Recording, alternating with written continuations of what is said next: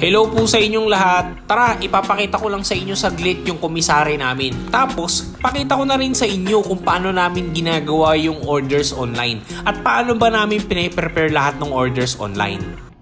Mag-umpisa tayo dito sa unang nagbayad. Ito kasi yung unang nagbayad, ang ginagawa namin dito pag may nagbayad na customer, ini-input agad natin siya sa system.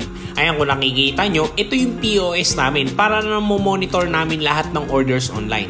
After namin yan ma-input sa system, muna natin siya ng job order. So dito sa job order, ini-note natin dito lahat ng variants ng order ni customer.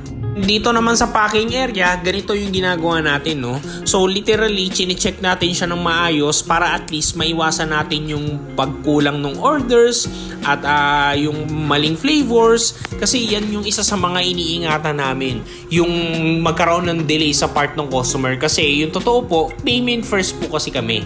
So hindi po tayo nagsi-COD dahil made to order po lahat ng products natin. So kaya po lahat po ng dapat gawin namin ng good customer service, lahat po ginagawa namin.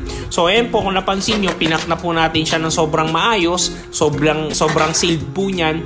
So after po niyan, ang gagawin na po natin dyan, ipapak na po natin siya isa-isa sa mga JNT pouches para po ma-ready na po natin for pick up.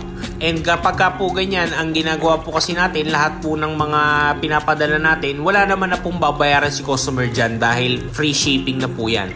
Dun po sa mga nagtatanong, no, free shipping po tayo nationwide. Saan man po kayo dito sa Pilipinas, ready po kami magpadala. Kita kits!